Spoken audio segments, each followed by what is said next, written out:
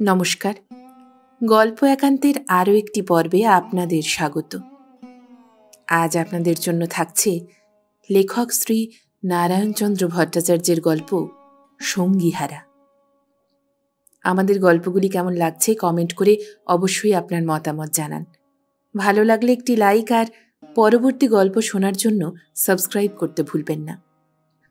আর বিগত দিনের গল্প শরৎচন্দ্র চট্টোপাধ্যায়ের দর্পচূর্ণ আপনাদের অনেকেরই শোনা হয়ে ওঠেনি।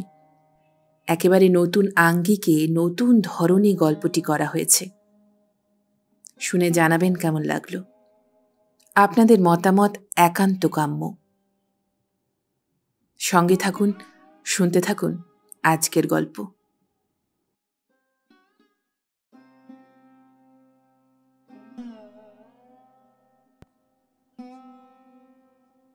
সংসারে হরিদাস একা, চিরদিনই একা। কখন যে তাহার আপনার বলিতে কেহ ছিল তাহা সে জানে না। লোকে বলে তাহার মা বাপ ছিল, একটি ভগ্নী ছিল, দূর সম্পর্কিয়া এক বৃদ্ধা দিদিমা ছিল। কিন্তু হরিদাস লোকের এ কথায় বিশ্বাস করিত না।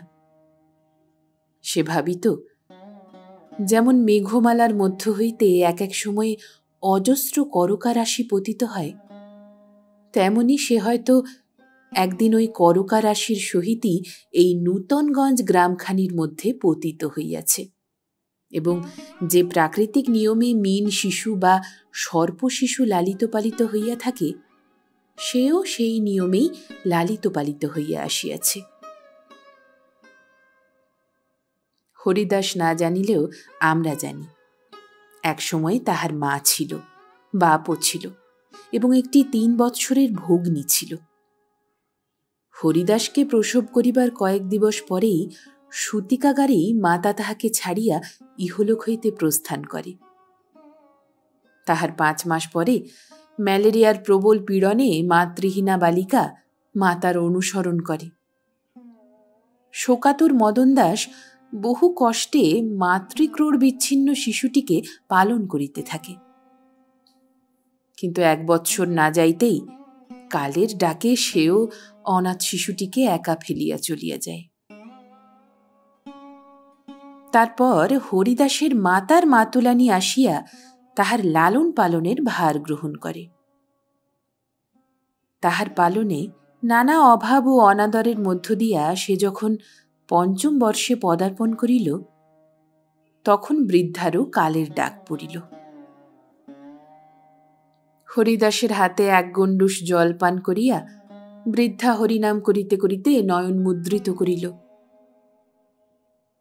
তাহার পলিত লোল ভ্রুযুগলের বিষম বিকৃতি এবং কোটরগত চক্ষুদয়ের একটা তীব্র শাসনপূর্ণ দৃষ্টি ব্যতীত হরিদাসের আর কিছুই মনে রহিল না।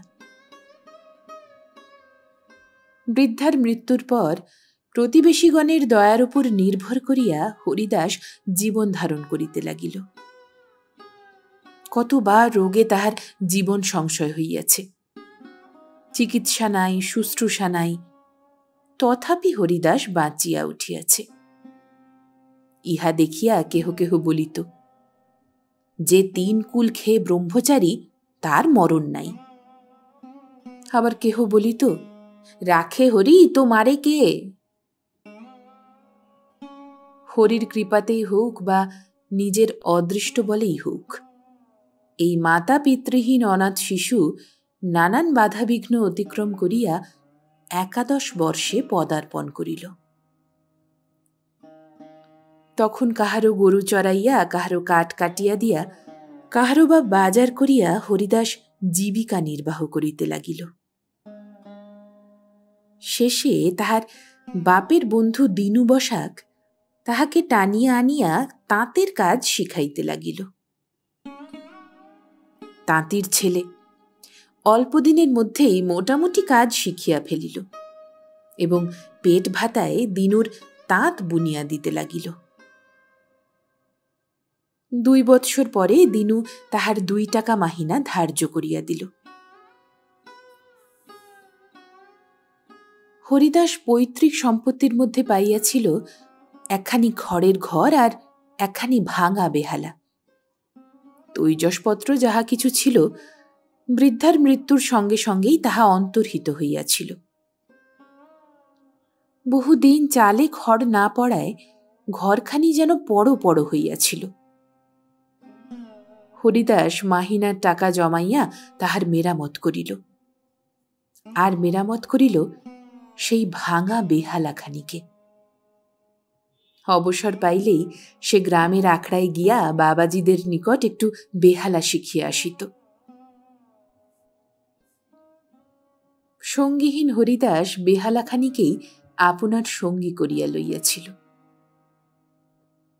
স্বজনবিহীন শূন্য গৃহে ফিরিয়া আসিয়া যখন সে আপনাকে বড়ই একা বোধ করিত, জনাকীর্ণ সংসারের মধ্যে আপনার বলিয়া কাহাকেও দেখিতে না পাইয়া যখন তাহার ক্ষুব্ধ হৃদয়ে মথিত করিয়া একটা দীর্ঘশ্বাস বাহির হইবার উপক্রম করিত,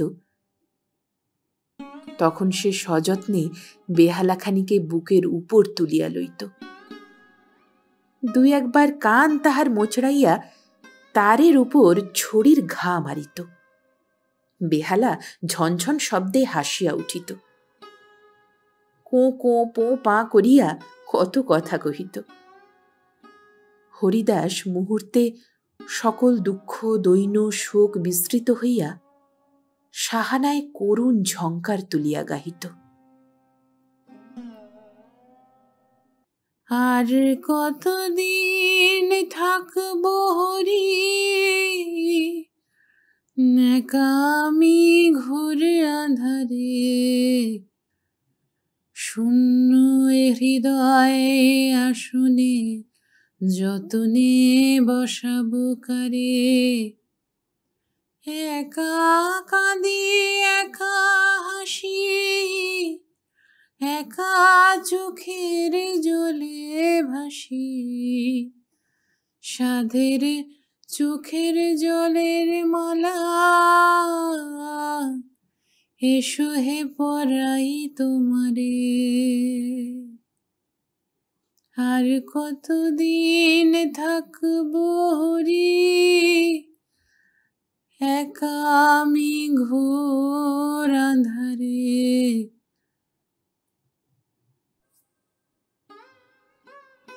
করুণ সুরলহরা নৈশ বায়ু প্রবাহে বাহিত হইয়া স্তব্ধ গ্রামখানির উপর মূর্ছিত হইতে থাকিত। হরিদাসের হৃদয়ের শূন্যতা ধীরে ধীরে পূর্ণ হইয়া আসিত।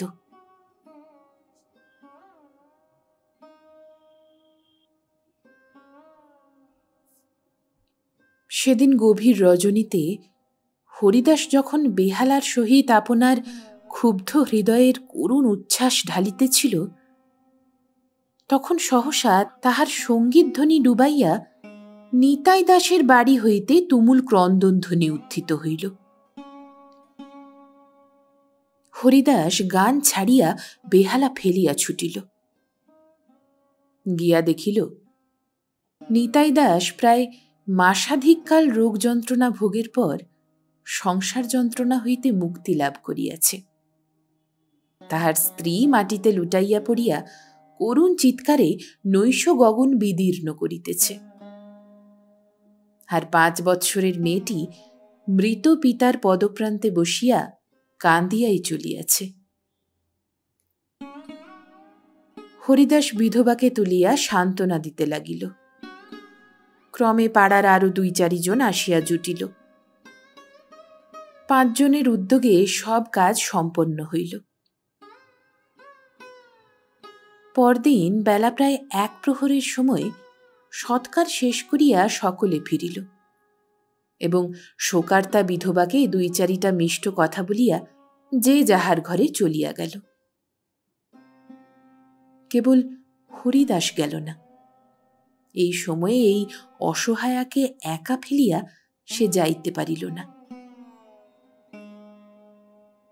নিতাই স্ত্রী কন্যার জন্য কিছুই সংস্থান রাখিয়া যাইতে পারে নাই। সে তাঁত বুনিয়া অতি কষ্টে সংসার চালাইত, মাঝে মাঝে দেনা করিতেও হইত। সে দেনার 1 পয়সাও শোধ যায় নাই। তাহা সুদে আসলে বাড়িয়া উঠিতেছিল। তাহার উপর প্রায় 1 মাস রোগশয্যায় পড়িয়াছিল। এই সময় কিছু ধার হইয়াছিল। সুতরাং তাহার মৃত্যুর পর স্ত্রীকন্যা যে কি খাইবে তাহার কোনো উপায় ছিল না। প্রতিবেশীরা ইহা শুনিল, শুনিয়া মৃত নিতাইয়ের বুদ্ধির উপর অনেক দোষারোপ করিয়া যে যাহার কাজে মন দিল। শিশু কন্যা সহ অনাথা বিধবার উপবাসের উপক্রম হইল। হরিদাস কিন্তু থাকিতে পারিল না। সে আপনার পুঁজি হইতে 2-4 দিনের মতো চাল ডাল আনিয়া দিল। তারপর মহাজনেরা আসিয়া চাপিয়া বসিল। নিতাইয়ের বউ ঘটি বাটি তাঁত সব বেচিয়া তাহাদের হাতে পায়ে ধরিয়া কোনো প্রকারে মৃত স্বামীকে ঋণ মুক্ত করিল। কিন্তু তাহাতেও নিস্তার নাই। জমার জমির উপর বাস, জমিদারের 3 বৎসরের খাজনা বাকি। জমিদার নালিশ করিয়া ডিক্রি করিয়া রাখিয়াছিল। এক্ষণে ডিক্রি জারি করিয়া বাড়ি ক্রোক করিল। বিধবা কন্যার হাত ধরিয়া কাঁদিতে কাঁদিতে বাড়ি হইতে বাহির হইল। গ্রামে যে 2-4 জনের সহিত আত্মীয়তা ছিল, বিধবা তাহাদের দ্বারস্থ হইল। কিন্তু কেহই এই 2টি ভার লইয়া সংসারকে ব্যতিব্যস্ত করিতে রাজি হইল না। নিরাশ্রয়া বিধবা কন্যার সহিত পথে দাঁড়াইল। হরিদাস আসিয়া বলিল, খুড়ি, কোথায় আর যাবে? আমার ঘরে এসো। বিধবা হাত বাড়াইয়া স্বর্গ পাইল। ভগবানের অপার করুণাকে ধন্যবাদ দিতে দিতে হরিদাসের ঘরে গেল। হরিদাস দেখিল 2 টাকায় এই 2টি পেট চলা কঠিন। সে চাকরি ছাড়িয়া দিল। যাহা কিছু জমাইয়া ছিল তাহা দিয়া একখানি তাঁত কিনিল। মহাজনের নিকট হইতে সুতা আনিল। বিধবা সংসারে কাজ করিত, রাঁধিত বাড়িত, সুতোর পাট করিয়া দিত। আর হরিদাস দিন রাত বসিয়া তাঁত বুনিত। আর সেই ছোট্ট মেয়েটি, সে হরিদাসের শূন্য গৃহে পূর্ণতার কলধ্বনি জাগাইয়া তাহার উদাস হৃদয়ে উৎসাহের তরঙ্গ তুলিয়া ছুটিয়া বেড়াইত। 7 বৎসরের কালো কুলো মেয়ে। মেয়েটির নাম রাধা। রাধার গায়ের রংটা একটু ময়লা হইলেও গড়নটি মন্দ নয়। কথাগুলি বেশ মিষ্ট, চলিবার ভঙ্গিটিও বড় সুন্দর। সে যখন মধুর প্রভাতে স্তব্ধ সন্ধ্যায় উঠানে আম গাছের ছায়ায় বসিয়া আপন মনে খেলা করিত, প্রজাপতির পিছু পিছু ছুটিত আর তুচ্ছ কারণে করতালি দিয়া খিলখিল করিয়া হাসিয়া উঠিত, তখন হরিদাসের নিরানন্দময় গৃহের উপর দিয়া আনন্দের একটা মধুর প্রবাহ বহিয়া যাইত। হরিদাস তাঁত বুনিতে বুনিতে পলকবিহীন দৃষ্টিতে সেই দিকেই চাহিয়া থাকিত। তাহার হাতের মাকু হাতেই রহিয়া যাইত। হায় রে, দগ্ধ মরুবক্ষে বিধাতা কেমন করিয়া এই ক্ষুদ্র ফুলটি ফুটাইয়া দিল। রাধার আবদার কিছু বেশি, আর সে আবদার বেগটা হরিদাসের উপরই বেশি পড়িত। হরিদাসও তাহাতে নারাজ নহে, বরং সে তাহাতে একটা অনাস্বাদিতপূর্ব আনন্দ, একটা চির অপরিচিত তৃপ্তি অনুভব করিত। রাধার ফুল চাই। হরিদাস গাছে উঠিয়া হাত পা ছিঁড়িয়া তাহাকে ফুল পাড়িয়া দিত। রাধা ভালো মাছ না পাইলে ভাত খাইবে না। হরিদাস জাল লইয়া এ পুকুর ও পুকুর ছোটাছুটি করিত। বসাকদের কিশোরী চুড়ি পরিয়াছে, রাধারও রাঙা চুড়ি চাই, নতুবা সে ভাতে বসিবে না। মা প্রথমে বুঝাইল, ভুলাইতে চেষ্টা করিল। শেষে প্রহার পর্যন্ত দিল, কিন্তু বালিকা নিজের জেদ ছাড়িল না। হরিদাস মধ্যাহ্নের রৌদ্রে এক ক্রোশ মাঠ ভাঙিয়া কৃষ্ণনগর হইতে রাঙা চুড়ি আনিয়া দিল, তাহাকে শান্ত করিল। রাধার মা ইহাতে বড় আপত্তি করিত। আশ্রিতের জন্য আশ্রয়দাতার এরূপ নিগ্রহ কে দেখিতে পারে? কিন্তু হরিদাস বলিত, আহা, ও ছেলে মানুষ, কি জানে খুড়ি, ওকে দেখবার আর কে আছে? খুড়ি অঞ্চল প্রান্তে চোখের কোণ মুছিয়া বলিত, তা তো বটে বাবা, কিন্তু তোমার এই কষ্ট। বাধা দিয়া হরিদাস বলিত, কষ্ট আর কি খুড়ি, আমার যদি নিজের ভাই বোন থাকত। খুড়ি ছলছল চোখে বলিত, তোমার ধার কখনো শুধতে পারবো না বাবা। ঈষৎ হাসিয়া হরিদাস তাঁতে গিয়া বসিত।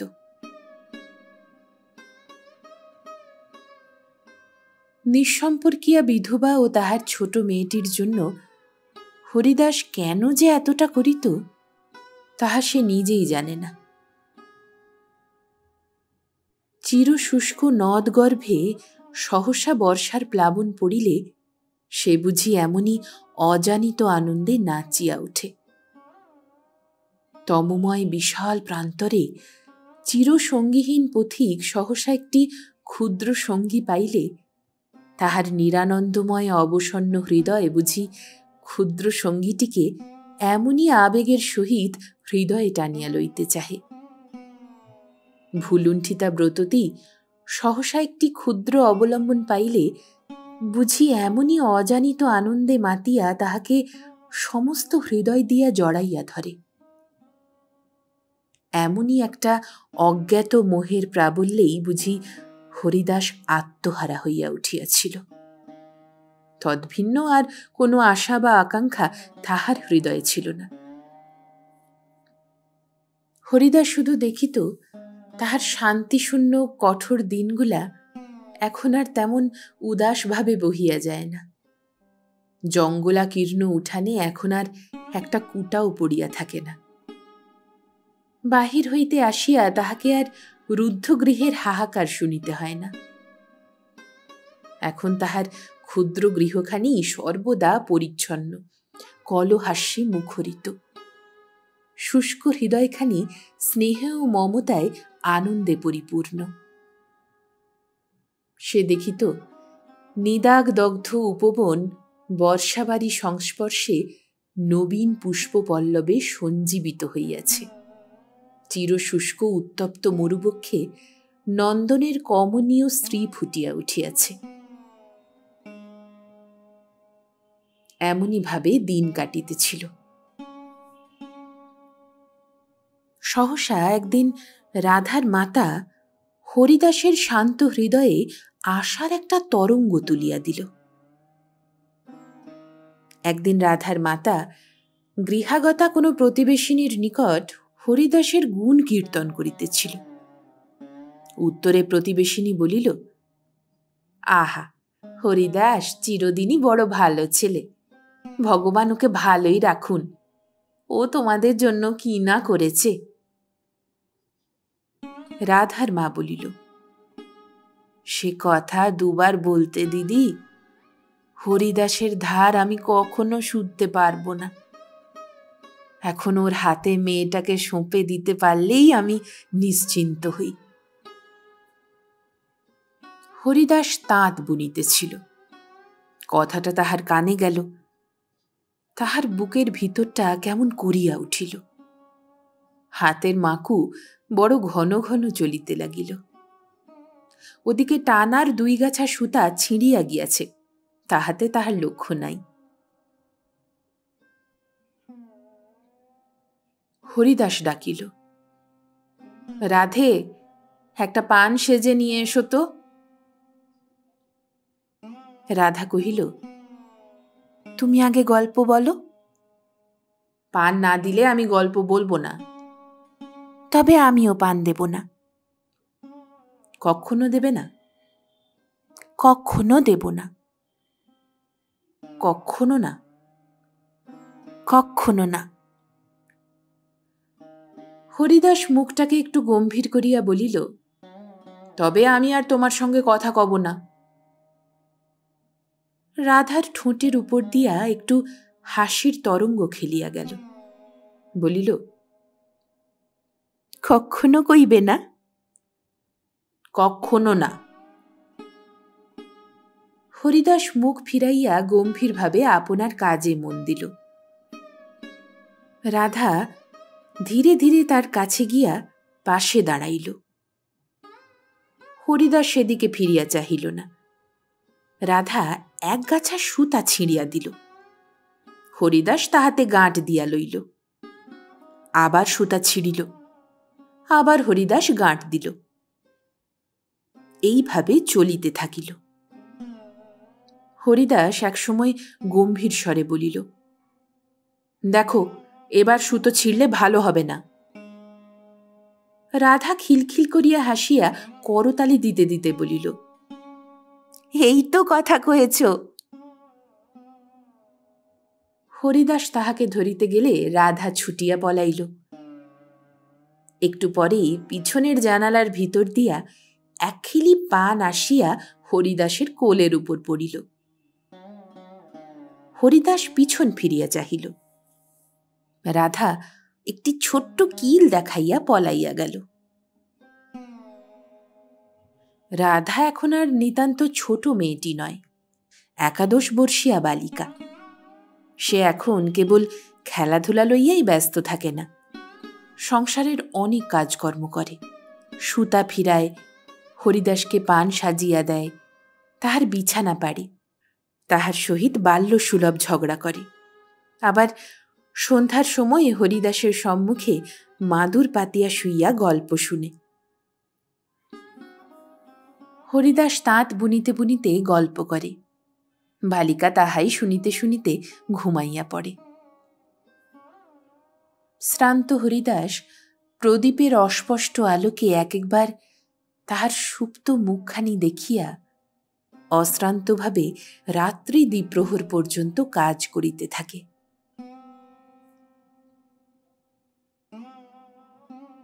রাধা বড় হইয়া উঠিয়াছে। এবার শুভ কাজটা শেষ হইয়া গেলেই ভালো হয়। কিন্তু হরিদাস সে কথাটা মুখ ফুটিয়া বলিতে পারে না। পাড়ার কেহ পরিহাস করিয়া কথাটা তুলিলে রাধা লজ্জার হাসি হাসিয়া সেখান হইতে ছুটিয়া পলায়। আর হরিদাস হৃদয়ে এক রাস আশার সহিত একটা তীব্র উদ্বেগ লইয়া দিন কাটায়। কিন্তু রাধার মা এবার শীঘ্রই তাহার উদ্বেগের অবসান করিয়া দিল। একদিন কথায় কথায় বলিল, বাবা হরি, মেয়ে তো বড় হয়ে উঠেছে, আর দেরি কেন? আসছে মাঘ মাসে শুভ কাজটা সেরে ফেলা যাক। হরিদাস লজ্জায় মুখ নত করিয়া বলিল, তা তুমি যেমন বলো খুড়ি। খুড়ি বলিল, কিন্তু বাবা, পাড়ার 5 জনকে তো খুঁজতে হবে, 2-10 টাকা খরচ পড়বে। তার জন্য চিন্তা কি, আমি টাকার জোগাড় দেখছি। হরিদাস উৎফুল্ল হৃদয়ে টাকার সন্ধানে দিনু বসাকের নিকট চলিল। বাড়ির বাহির হইতেই রাধার সহিত সাক্ষাৎ হইল। সে তখন পুকুর হইতে জল আনিতেছিল। হরিদাসের ব্যস্ত ভাব দেখিয়া রাধা বলিল, এত তাড়াতাড়ি কোথায়? হরিদাস সহাস্যে বলিল, কোথায় বলো দেখি? তুমি বলো না। টাকার চেষ্টায়। টাকা কি হবে? আমার বিয়ে। রাধাও একটু হাসিল, বলিল, কবে, কোথায়? হরিদাস কোনো উত্তর করিল না, কেবল মুখ টিপিয়া হাসিতে লাগিল। আর রাধার মুখের ওপর একটা হাস্যপূর্ণ কোমল কটাক্ষ স্থাপন করিয়া দ্রুত অগ্রসর হইল। দুর্ভাগ্যক্রমে নিকটেই একখানা ছোট ইট পড়িয়াছিল। সম্মুখে লক্ষ্য না থাকায় ইটখানা পায়ে বাঁধিয়া হরিদাস দড়াম করিয়া পড়িয়া গেল। রাধা খিলখিল করিয়া হাসিয়া উঠিল। হরিদাস তাড়াতাড়ি উঠিয়া আর পিছনে না চাহিয়াই ছুটিয়া পলাইল। গ্রামে রাধার মাতার এক দূর সম্পর্কীয় আত্মীয় ছিল, তাহার নাম অদ্বৈতচরণ। সে রাধার মার ভগ্নিপতির পিস্তুত ভাই। বিধবা গৃহহীনা হইয়া একদিন অদ্বৈতচরণের দ্বারস্থ হইয়াছিল। সেই সময়ে অদ্বৈতচরণ বিধবার সহিত সাক্ষাৎ করে নাই, পত্নীর দ্বারাই তাহাকে বিতাড়িত করিয়াছিল। এক্ষণে বহুদিন পর অদ্বৈতচরণ সহসা রাধার ও তাহার মাতার সহিত আত্মীয়তা স্মরণ করিয়া তাহাদের তত্ত্ব লইতে উৎসুক হইল। লোক দিয়া তাহাদিগকে ডাকিয়া পাঠাইল। একদিন আহারান্তে রাধার মা অদ্বৈতচরণের বাটিতে উপস্থিত হইল। অদ্বৈতচরণ মহা যত্ন করিয়া শ্যালিকাকে বসাইল, তাহার কুশলাদি জিজ্ঞাসা করিল এবং নিতাইয়ের মৃত্যুর পর হইতে এতাবৎকাল যে সে নিত্যই তাহাদের খোঁজ খবর লইতেছে তাহা প্রকাশ করিতে কিছুমাত্র কুণ্ঠিত হইল না। তবে সংসারী লোক নানা ঝঞ্ঝাটে ব্যস্ত থাকায় বিশেষ তত্ত্বাবধান বা দেখাশোনা করিতে পারে নাই। তজ্জন্য যথাসম্ভব দুঃখ প্রকাশ করিয়া বিধবাকে আপ্যায়িত করিল। এইরূপে অদ্বৈতচরণ বলিল, দিদি, মেয়েটি তো বড় হয়ে উঠেছে। বিধবা বলিল, হাঁ, গেল ভাদ্রে বাছা আমার শত্রুর মুখে ছাই দিয়ে 11 পা দিয়েছে। বেশ বেশ, তা এখন তার একটা বিয়ে থার চেষ্টা তো দেখতে হবে, আর আমরা না দেখলেই বা দেখবে কে? তা বটেই তো ভাই, যতই হোক তোমরা আমার আপনার লোক। তবে কি না সেটা একরকম ঠিক হয়েই আছে। অদ্বৈতচরণ যেন কিছুই জানে না এমনই ভাব প্রকাশ করিয়া বলিল, বটে বটে, তা বেশ হয়েছে। পাত্রটি কোথাকার? বিধবা কহিল, পাত্র আর কেউ নয়, আমাদের হরিদাস। দুই একবার মাথা নাড়িয়া মুখখানাকে একটু বিকৃত করিয়া অদ্বৈতচরণ বলিল, পাত্রটি মন্দ নয়, যদিও 3 কুলে কেউ নাই, নাইও কিছু, তবু নেহাত মন্দ নয়। বিধবা একটু সন্দিগ্ধভাবে অদ্বৈতচরণের মুখের দিকে চাহিল। সে বলিল, তা এদিকের সব চুকে গেছে তো, কি দেবে থবে? মাথা নিচু করিয়া একটু মৃদু স্বরে বিধবা বলিল, হে, কিছুই না বাবা। অদ্বৈতচরণ যেন আকাশ হইতে পড়িল, বলিল, কিছুই না? বলো কি দিদি, তুমি পাগল হয়েছ নাকি? এমন পরীর মতো 11 বছরের মেয়ে কত লোকে লুফে নেবে। এদিকে ছেলের তো ন মাতা, ন পিতে, ন বন্ধু, অথচ কিছুই দেবে না। তুমি যে আমাকে অবাক করলে। বিধবা তাহার ভাবভঙ্গি দেখিয়া কোনো কথা বলিতে পারিল না। অদ্বৈতচরণ আবার বলিল, ছি ছি, ওসব পাগলামি ছেড়ে দাও। বলি, নিজের কথা কিছু ভেবেছ কি? শরীরটা কি চিরকালই চলবে? বিধবা নিরুত্তর। অদ্বৈতচরণ বলিল, পাগল আর কি, আমার কথা শুনো। একটি ভালো পাত্র আছে, আমারই শালার ছেলে। ছেলে নয় তো, যেন কার্তিক, মস্ত কারবার, 4খানা তাঁত চলছে, তারা 200-র বেশি উঠতে চায় না, কিন্তু আমি 300 করে দেব। তুমি কি আমার পর? মেয়ে সুখে থাকবে, দুখানা গয়নাগাটি পরবে, তোমারও হাতে 2 পয়সার সংস্থান হবে। কিছু সংস্থান না থাকলে এরপর তোমার কি হবে? পর কি তোমায় চিরকাল খেতে দেবে? একরাশ টাকার কথা শুনিয়া বিধবার বুকটা ধড়াস ধড়াস করিতে লাগিল, কিন্তু সঙ্গে সঙ্গেই হরিদাসের উপকারের কথাটা স্মরণ হওয়ায় চুপ করিয়া রহিল। তখন অদ্বৈতচরণ দীর্ঘ বক্তৃতার দ্বারা তাহাকে বুঝাইয়া দিল যে হরিদাসের সহিত কন্যার বিবাহ দিলে নানা দিকে অসুবিধা ভোগ করিতে হইবে। হরিদাসের আছে কি? মেয়েটাকে খাওয়াবে কি? 2খানা গহনা দিতে পারবে? ঈশ্বর না করুন যদি ছোঁড়াটার একটা ভালো মন্দ হয়, তখন যে মেয়েকে রাস্তায় দাঁড়াতে হবে। সুতরাং এ সম্বন্ধ সর্বথা পরিত্যাজ্য। নালতেপুরে তাহার শ্যালক পুত্রের সহিত বিবাহ দেওয়াই সর্বতোভাবে শ্রেয়স্কর। বিধবা বলিল, কিন্তু হরিদাস যে এতদিন আমাদের খাওয়ালে পরালে, তার কি?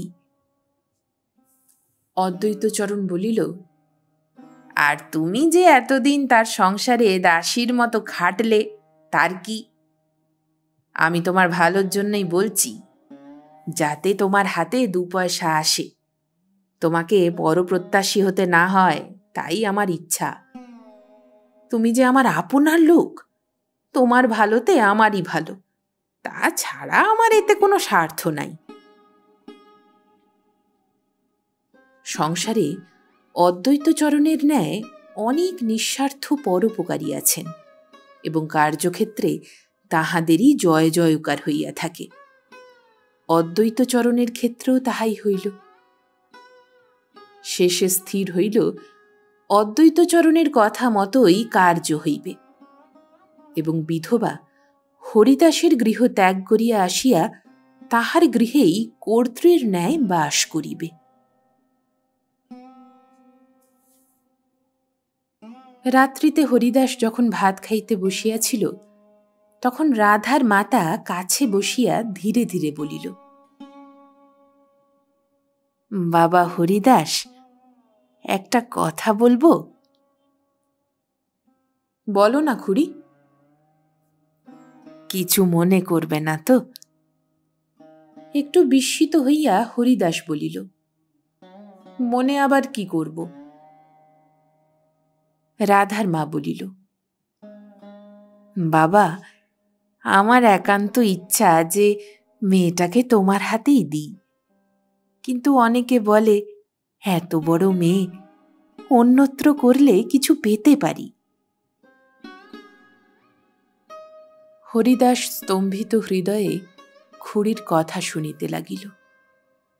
তাহার হাতের গ্রাস হাতেই রহিল। খুড়ি বলিতে লাগিল,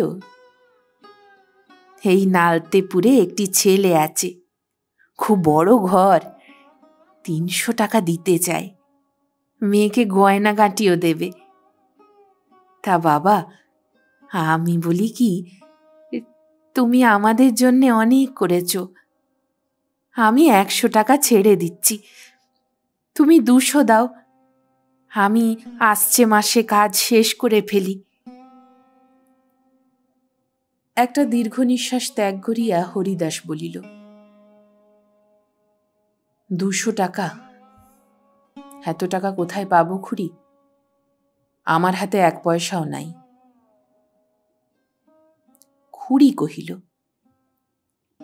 তাহলে বাবা কেমন করে কি হয় বলো দেখি?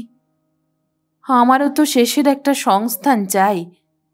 চিরকাল যে তোমারই গলায় পড়ে থাকবো এমনই বা কি কথা বলো? তুমি বলো না।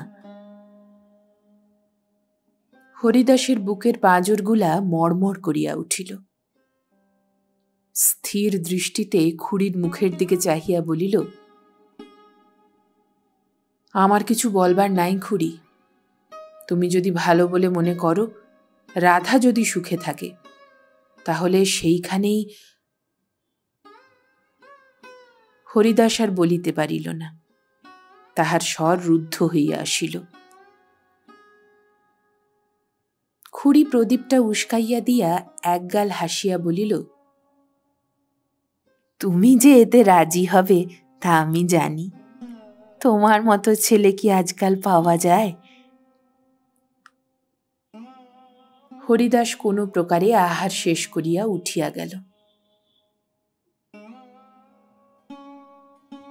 পরদিন হরিদাস তাঁতের কাছে গালে হাত দিয়া বসিয়াছিল। রাধা আসিয়া বলিল, আজ আমরা মেশোর বাড়ি যাব। হরিদাস মাথা না তুলিয়াই বলিল, তোমাকে কদিন একা থাকতে হবে। একা থাকতে তোমার কষ্ট হবে না? আমি চিরদিনই একা, রাধা। রাধা দেখিল হরিদাসের স্বরটা যেন কান্নায় ভরা। সে সহানুভূতির কোমল স্বরে বলিল, আমরা আবার শিগগির ফিরে আসব। হরিদাস মুখ তুলিয়া রাধার দিকে চাহিল। রাধা দেখিল হরিদাসের মুখখানা যেন মরা মানুষের মুখের মতো, চোখ দুটা ঘোর রক্তবর্ণ। রাধা একটু ভীত হইয়া বলিল, তুমি আজ অমন করছো কেন? তোমার চোখ দুটা অমন লাল কেন?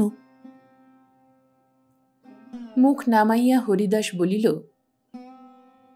রাত্রিতে ভালো ঘুম হয় নাই। খুড়ি বুঝি তোমায় ডাকছে। রাধা চলিয়া গেল। হরিদাস সেইভাবেই সেইখানে বসিয়া রহিল। সেই দিন অপরাহ্নে রাধার মাতা রাধাকে লইয়া হরিদাসের বাড়ি ত্যাগ করিল। হরিদাস রাধাকে চারিগাছি মল গড়াইয়া দিয়াছিল। মল রাধার পায়েই থাকিত। যাইবার সময় রাধার মা রাধার পা হইতে মলগুলি খুলিয়া দিতে গেল। হরিদাস নিষেধ করিয়া বলিল, না খুড়ি, ও মল আমি রাধাকে দিয়েছি, রাধার পায়েই থাক। হরিদাসকে আশীর্বাদ করিয়া রাধার হাত ধরিয়া খুড়ি চলিয়া গেল।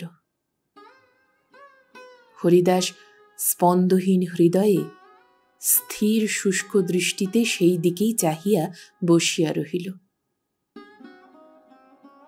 শীতের স্তব্ধ সন্ধ্যা ক্রমে ঘনাইয়া আসিল। তরল কুজ্ঝটিকায় পথ ঘাট ধীরে ধীরে আচ্ছন্ন হইল। হরিদাস স্পন্দহীন দৃষ্টিতে ধূমাচ্ছন্ন পথের দিকে চাহিয়া বসিয়া রহিল। বাড়ির পাশ দিয়া কে তখন গাহিতে গাহিতে যাইতেছিল, এত সাধের বাগান আমার, ফুটল না কো ফুল।